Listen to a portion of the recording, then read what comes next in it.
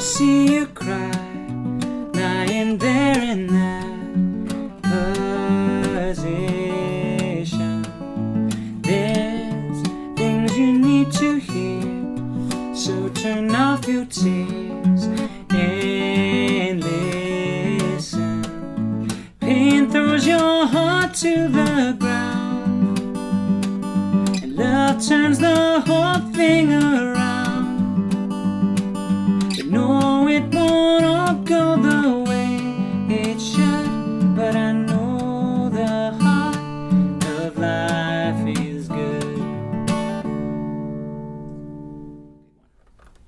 Hey everyone, welcome back to the Pluck and Chuck series, and here we are with the Heart of Life lesson. And this lesson is picking up where Stop This Train left it off. These two songs are actually really, really similar in their technique.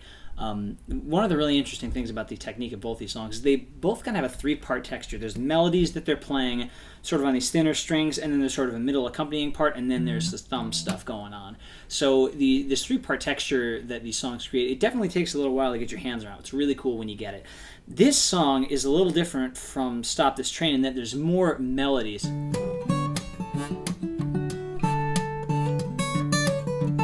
The melodies move around on the fingerboard a lot more.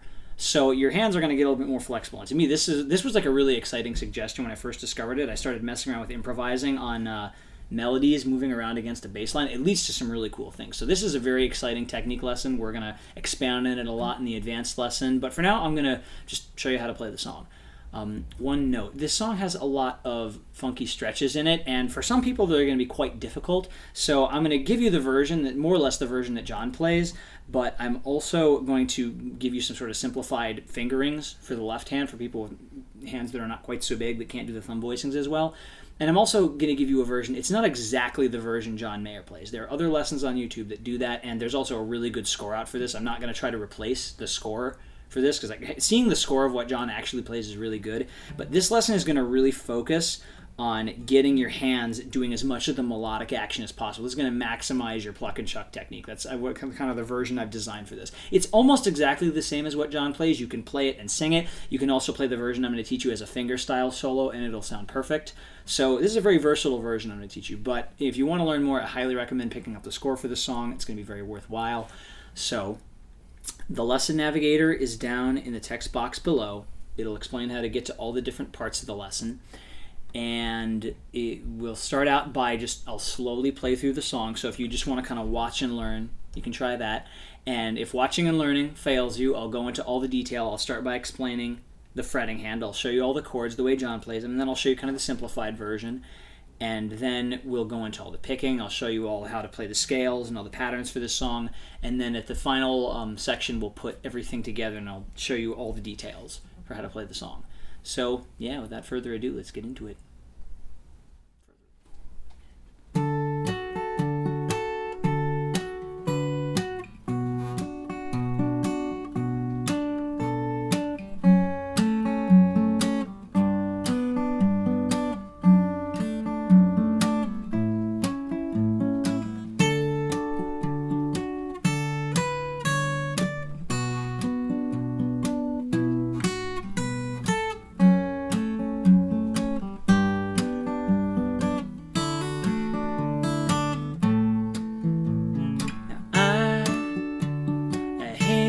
See you cry, lying there in that position. There's things you need to hear, so turn off your tears and listen. Pain throws your heart to the ground. Love turns the whole thing around. No, it won't all go the way it should, but I know the heart of life is good. Now the easy version.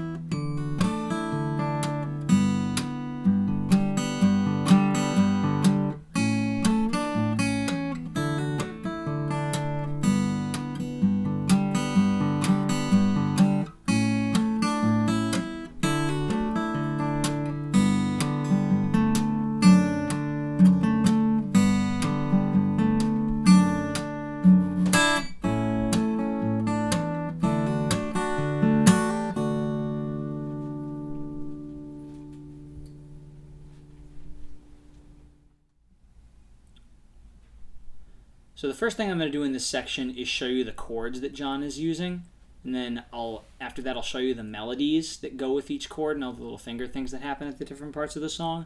And last of all in this section, I'm going to show you the simplified version of this that doesn't use so many thumb voicings. Some people are going to have an easier time with bar chords than with thumb voicings, so it'll be an alternative for the people who want to use that. One quick note before I go into it. The guitar that John plays is tuned a half step lower, so it's going to put the song in D flat. It makes it a little easier to sing. I have mine in standard tuning, and I think more people will be able to match up with that, but if you decide to play along with a recording that John does, you'll be wanting to tune down. Alright, let's get started. First chord. Thumb is up here on the 10th fret, and you got the pointer finger on the 10th fret of the B string, the middle finger on the 11th fret of the G string, and the ring finger on the 12th fret of the D string. Makes a little D triad. And a lot of stuff happens up there. You're going to then slide the thumb down to the 7th fret. It's always on the thick E string. Then you're going to bar the 7th fret for the B and the G string. So you get these two notes right here, that one and that one. So a bar. And then you reach your middle finger over here to the 9th fret of the D string. So really you've got these two and that finger right there with the thumb. It's a B minor chord. Then you're going to take that exact same shape and you're going to slide it down to the 2nd fret.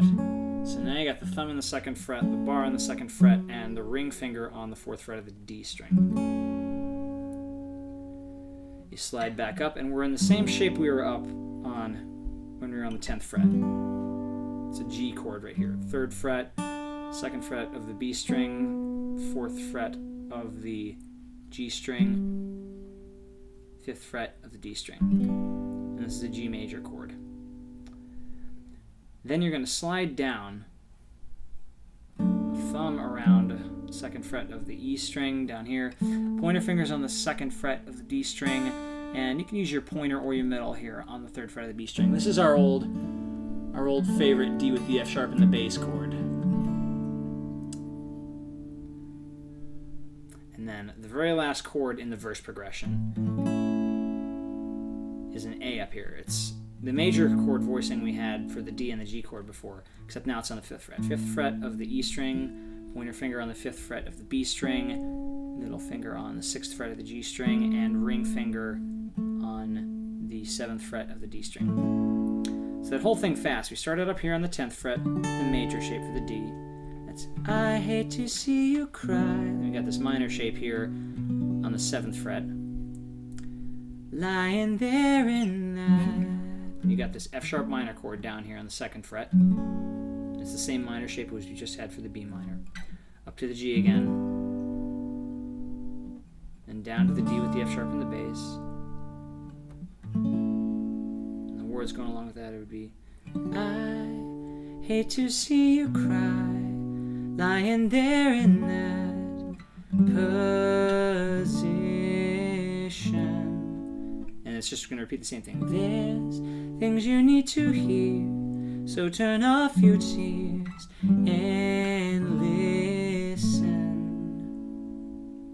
And it's going to be the same for the other verses, so I'll just jump right into the chorus and how that guy goes.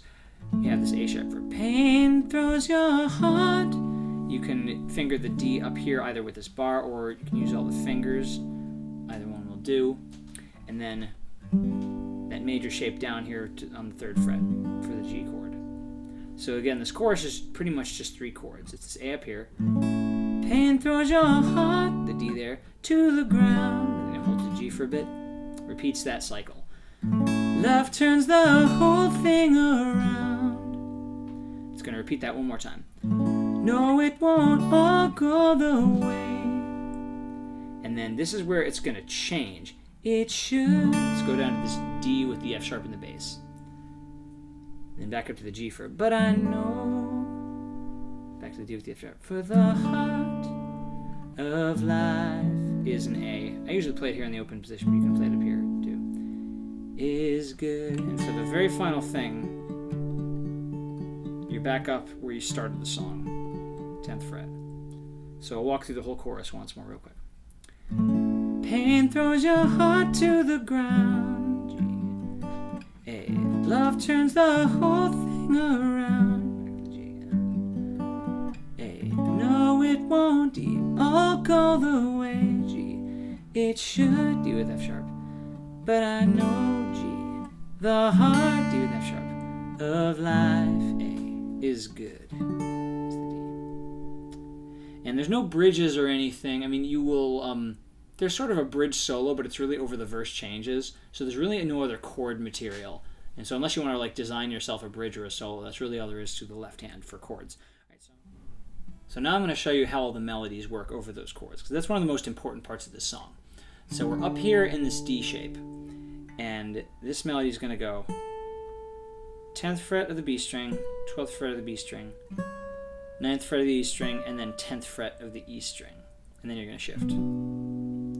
So in context, I hate to see you cry. And then your main melody note's going to be the 7th fret of the B string. And it's going to come out as you play the chord. Now, over this B minor chord, there's sort of a different melody for the intro and a different melody for the verses. For the intro, he goes, yeah.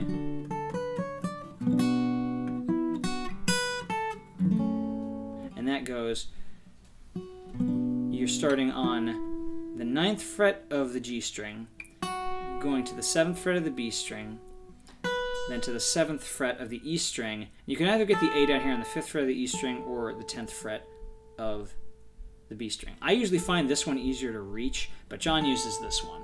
John uses the 10th fret of the B string. So you can pick whichever one you want, but again, that melody is D, D, D, D, D, 7th fret, 9th fret, 7th fret, 7th fret, 10th fret for those. And then you're going to shift down to the F sharp minor chord. And then for these last couple chords, there's really just one melody note per chord. The C sharp is the melody note for the intro. And then on the intro, it would also go to this G shape, and the 3rd fret of the G is the melody. And then the F sharp here would be the melody.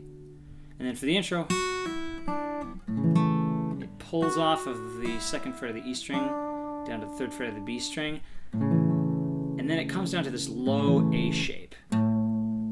Pinky's there on the 5th fret of the E string. The ring finger is on the 3rd fret of the A string. The pointer finger is on the 2nd fret of the D string. And you're kind of barring to get the 2nd fret of the G string.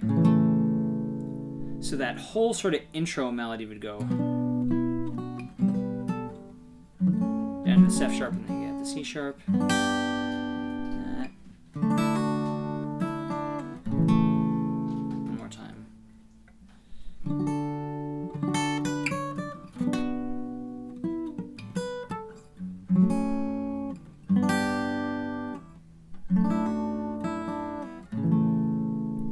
The verse melody is a little different. If we go back to the B minor chord where we diverged,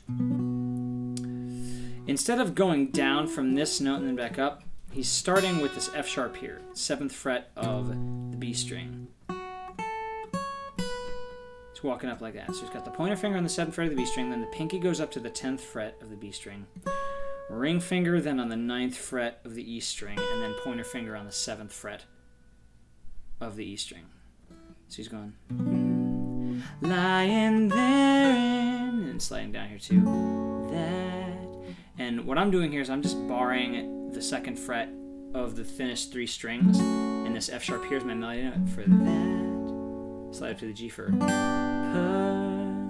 the D shape. That's just going to give you your melody note.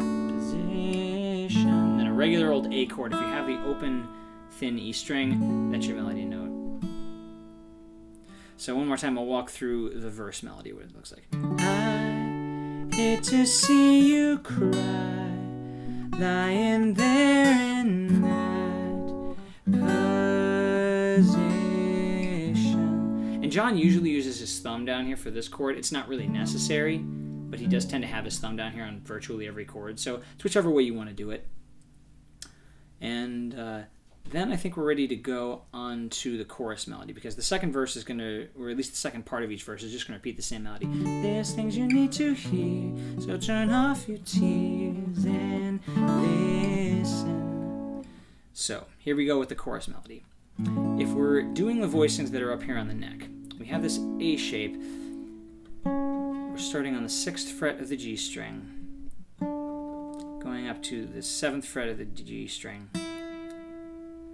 5th fret of the B string, and then you're going to kind of hammer onto that as you go to the D chord to get your melody note. So that pain throws your heart to the... It's going to lift that finger back up to go from the 7th fret of the B string back down to the 5th fret of the B string, and then the 7th fret of the G string for pain throws your heart to the ground. You can either use the open B string, or usually I will use the B that's fretted in this G chord, so that's like the 4th fret of the G string. Because then what you're going to do is you're going to go into this arpeggio that uses this shape. So usually I just kind of like sort of feather those two into each other. You go, pain throws your heart to the ground. You just start playing that arpeggio, and then you just repeat that. Love turns the whole thing around. Where you start to repeat the melody again. No, it won't all go the way. Now usually at this point I start to use the open B for sure, because it's much easier to play the melody here in the open position. It just makes a lot more sense. So you go the open B to the 2nd fret of the D string, way it should, and then when you're in the D F sharp chord, the 3rd fret of the B string is your next melody note. So we just played for the way it should. You play this note again for but I know, back to the open B, the heart, just kind of had that melody of life, and usually I'm playing the thin E string of the A chord here for of life is, I'll make it a really temporary sus for is, and then is good, and then I'll do whatever D finish I have on hand. I'll either finish it down here or finish it up here.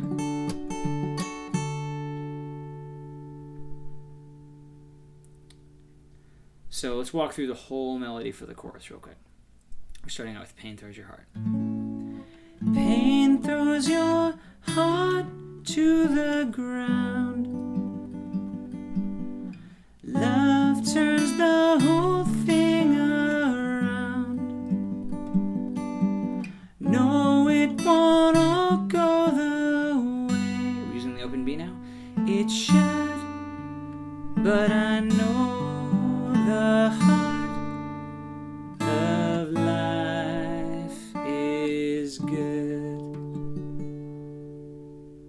Yeah, and then once you've got those melodies down, you're definitely start ready to putting things together with the right hand. So the picking for this hand is getting quite fun. It's very similar to what you had in Stop This Train, except there's a little bit more scalar motion going on. You're going between strings. You're going...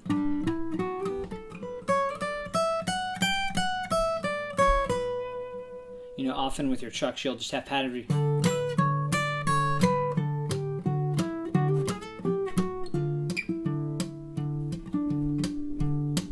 That sort of action is going on. So we'll go over a little bit of that, and there's one really critical pattern that gets interspersed in there. It goes sort of like...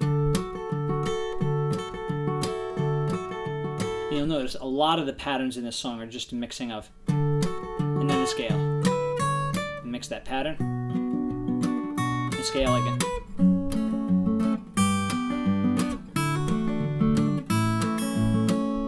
So this song is basically made up of two main patterns. It's that sort of back and forth pattern, and then the scale that's happening. So I'm going to show you how both of those go, and then we're going to go into the integration section.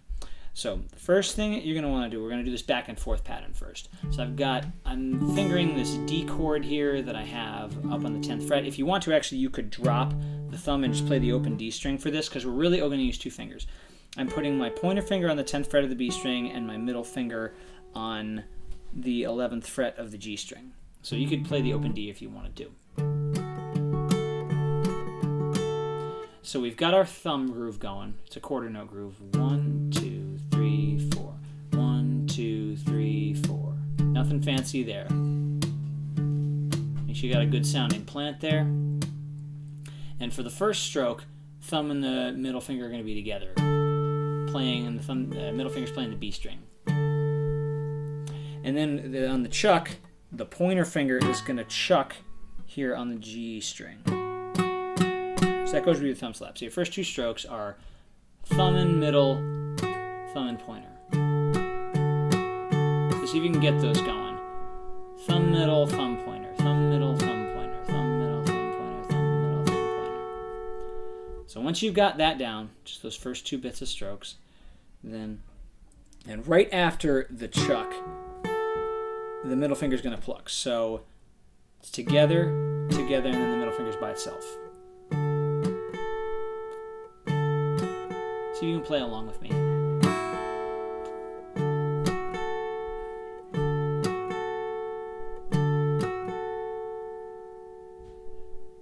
So and then right after that, it's going to be a thumb stroke alone. So we just added a middle stroke by itself and a thumb stroke by itself. So you had together, together, and then the middle and the thumb. Together, together, middle, thumb.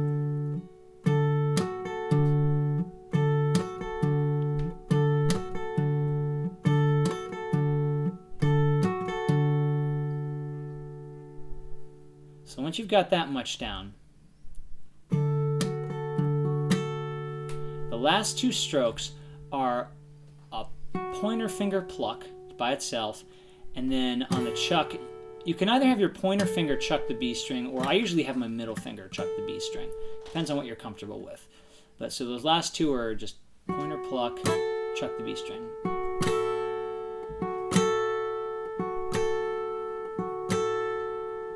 So if you add that onto what we have so far, we have together, together, middle, thumb,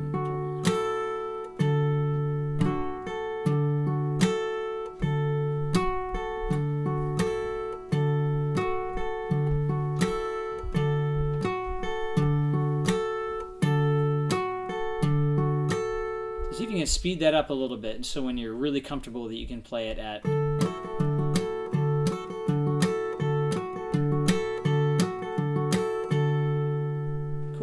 And if you want to expand those single chucks, a lot of times you can add to the variety of the song by doing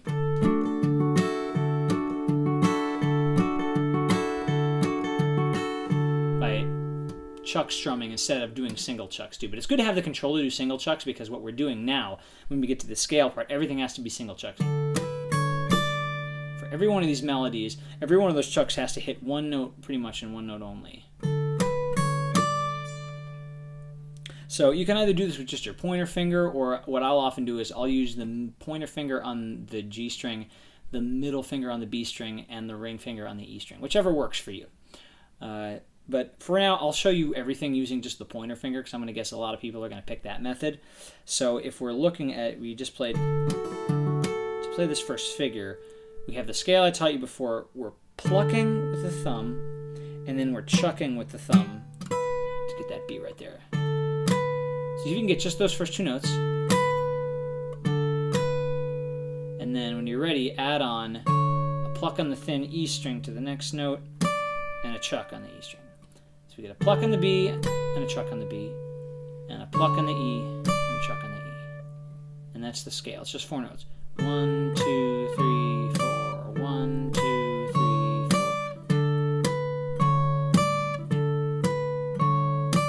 It's nice. A lot of these don't have too many syncopations, so you can usually just keep with that rhythm.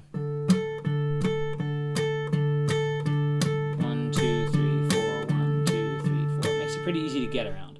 So once you've got those two patterns down, you're ready to kind of string them together. And so you're starting out with the accompanying pattern. You're playing it on the B and the G strings. And then you're doing the scale going between the B and the E string. And you can do that over any of the chords pretty much, as long as you have, a melody and a little accompanying pattern. But the first two chords of the song are the main chords that do that. So start out just working if you can just get...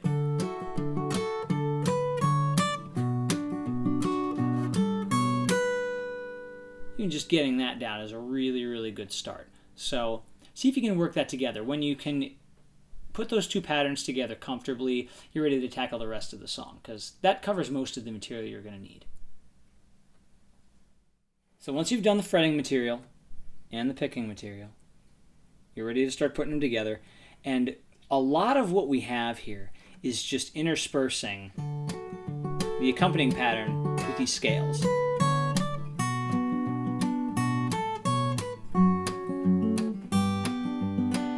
So I'm going to explain sort of which strings things wind up on. And that's going to be the main thing about this section. I'm going to trust that you figured out a lot of the material already.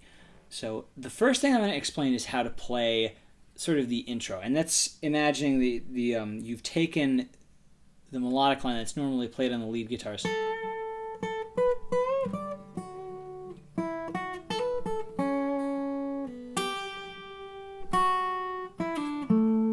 And I've transposed it into this finger style sync. That's the first thing I'm going to explain. And it's good to learn this because this is most of the melodies for the other stuff too. There's just a little change at the end. So this is going to get you, on a good road to learning the rest of the song. So we're starting out on the D shape here. I'm going to play the melody note here on the B string and the accompanying parts here on the D and the G string. And then the scale going up. When we get to this B minor chord, we're kind of back to having the melody on the B string and the accompanying parts on the D and the G string. And then the melody goes from the D string to the B string and then up to the E string. So you got to kind of drop the accompanying parts while you do that whole scale. Melody. And then you're on to the next chord. And we get into a section here where you're sort of playing the accompanying pattern, but you want the very first note of the sort of upper voice to have a little extra ring because it's the melody. So the melody is going to go from this C sharp here to this G to this F sharp and pull off down there. And so those notes especially are going to have a little extra ring. When you get up to this G chord, you're kind of playing this shape here, and that note especially gets...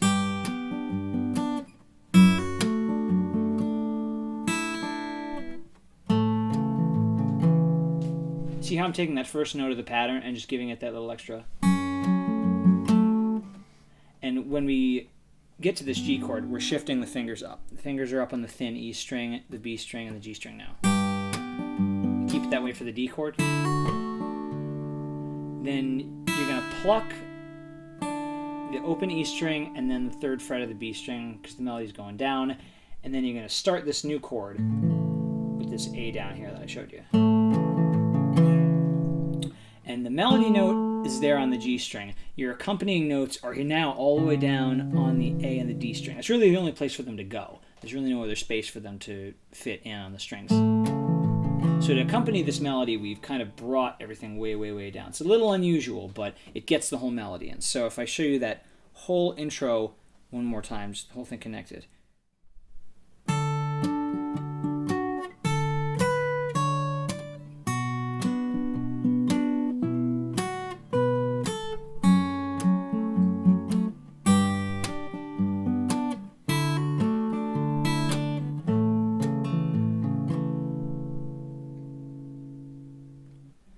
So once you've got that part down, you're ready to get into the rest of it, and it's pretty similar when you get into the verse progression.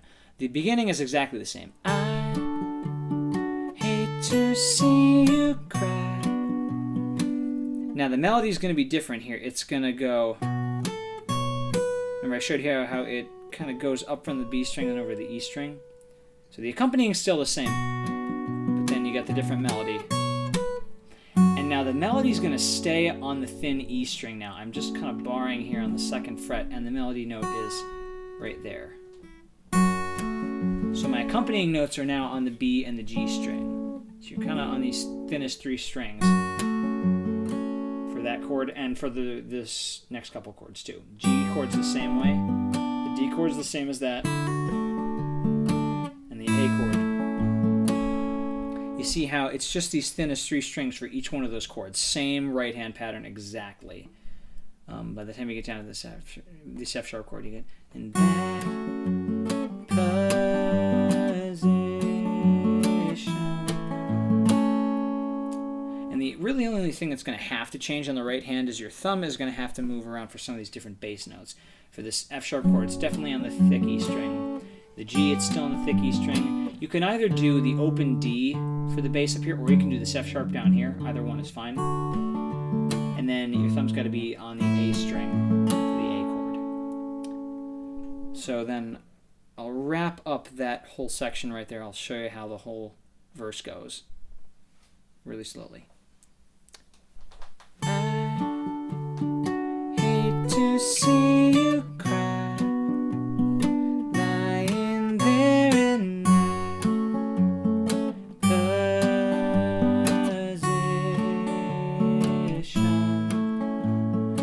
And then here are the variations. There's things you need to hear, so turn off your tears.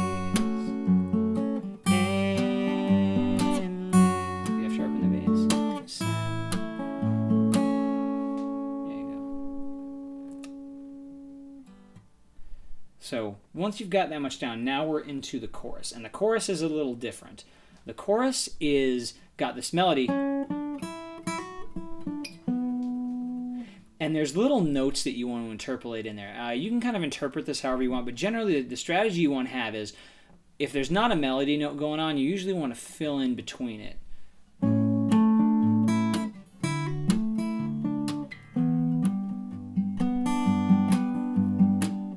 So you see kind of in between the melody, I'd put extra strokes, mostly with my pointer finger. So I'm just going to show you where I put the strokes in.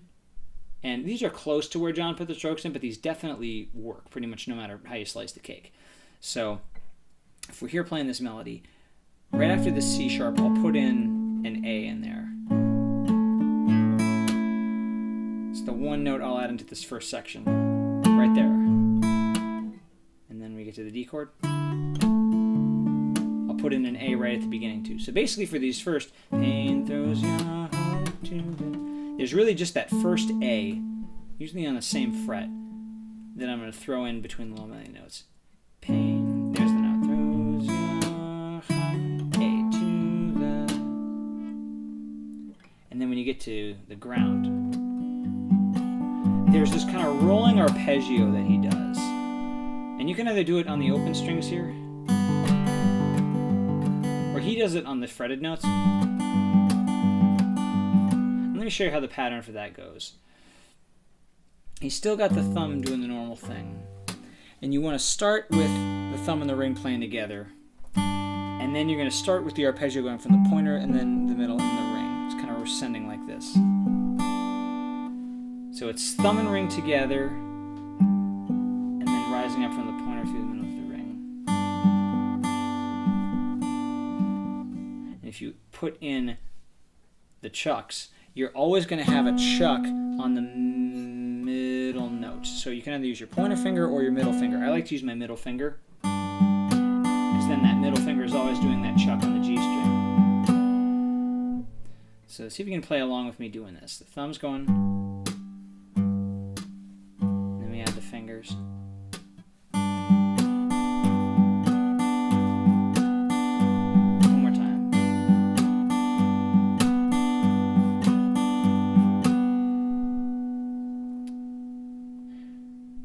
And then you got to be able to pick that up kind of coming right out of that first melodic section. So let me show you how it's going to integrate in.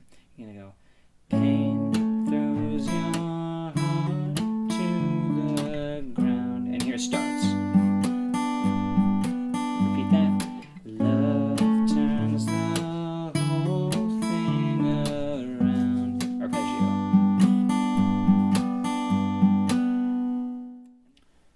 So once you've got that section up here that repeats itself a couple times, you're going to go down into the open position, to the part where you play, no, it won't all go the way it should, but I know the heart of life is good.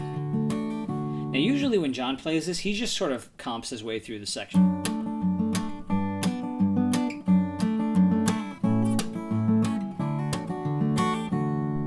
I usually like to actually play the melody along with myself while I do this, and I explained how to do that earlier. What I'm going to do is show you where I interpolate notes.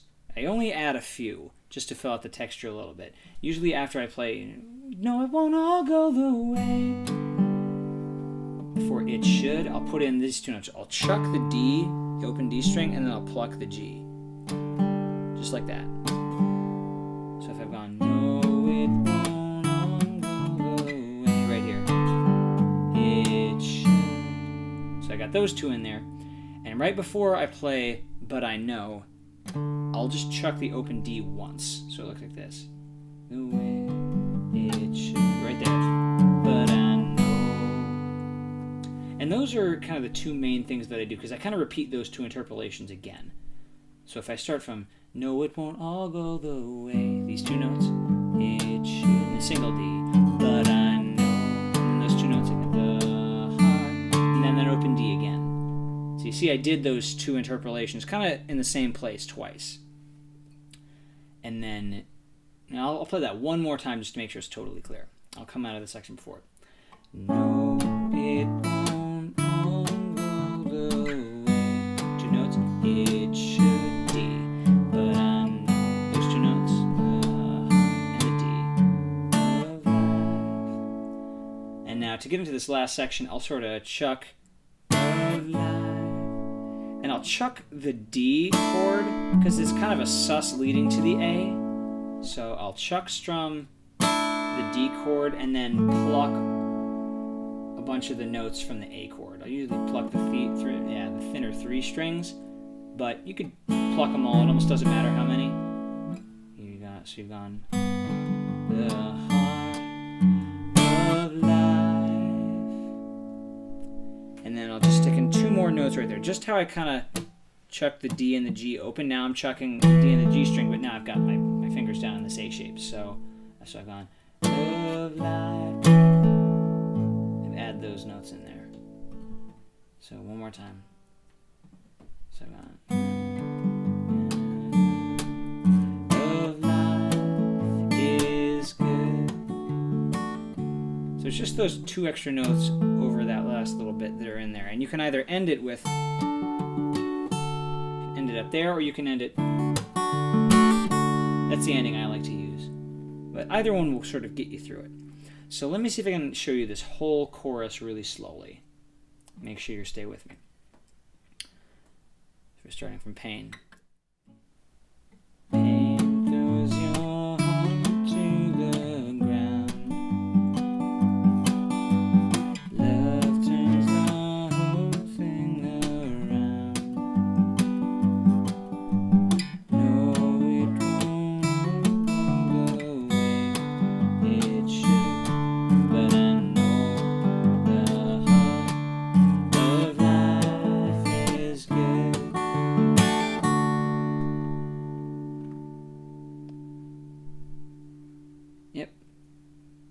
Those are all the key parts of the song. So now I'm going to add an extra section on how to make a bunch of these voicings easier. John has got a lot of these thumb voicings going on, and John has got a really, really huge hand, so he can get away with a lot of stuff that the average guy can't get away with. Now, I've found if you really work with the thumb voicings, you can do a lot of things you maybe originally thought you couldn't. Like, originally these thumb voicings were quite hard for me, but I've found I've gotten a lot more flexible with them as I've done them with time. So I really encourage you to mess with them. But if you're starting out and you're having a really hard time, or if you're playing on a guitar that's way too big for your hands and you're really good with bar chords, you can get around a lot of the stuff in this song without the thumb voicing. So I'm just going to really quickly show you the left hand positions that are going to get you through that.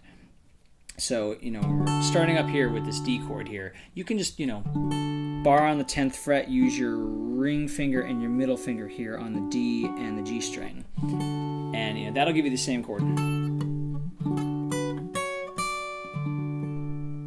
And you can get the C sharp for the scale. You can either kind of reach your pinky up there, which is kind of a pain, but you can do it, or kind of equally annoying is you can kind of cross the bar down. You can go kind of tilt your bar backward a fret real temporarily. I'll kind of do either one of those. Either will work. And then again, you can use a bar down here on the 7th fret and just use the middle finger there on the 9th fret of the D string to get your B minor shape. Use the same shape down here for the F sharp minor chord, just down the 2nd fret now, the ring finger's on the 4th fret of the D string. You can use this G shape here, 3rd fret, bar, ring finger's on the 5th fret of the D string, and the middle finger's on the 4th fret of the G string. And then, like I said, there's really nothing wrong with using just a regular old open position D chord here. You don't have to have the thumb down here on the F sharp ever. It kind of fattens it out and makes it more John Mayer-y, but really this actually, in some ways, I think this inversion sounds a little better, so you're not going to lose any points for doing that. And then using the open position A is always okay.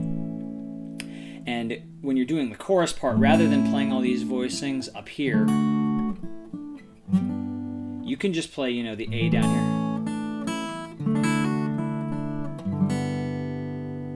So the way you'd voice these is, I usually will just bar the 3rd fret. I'll kind of use a mini bar and leave the thin E string open. I'll kind of bar around it. But you could probably, the other strategy I might use that will let you do the fingery stuff is sort of do a mini bar that gets the 2nd fret of the D and G strings, but then use your middle finger in here on the B string. So you can still kind of play 2nd fret of the B string, 3rd fret of the B string, and then thin E string for the melody. And you can just go 2nd fret, open string, 3rd fret of the B string for the melody. And then top of the melody there would be the open B string. You can use the open D, G, and B strings, and then you can put any finger really down here on the 3rd fret of the E string, and that's your G chord. And you just repeat that.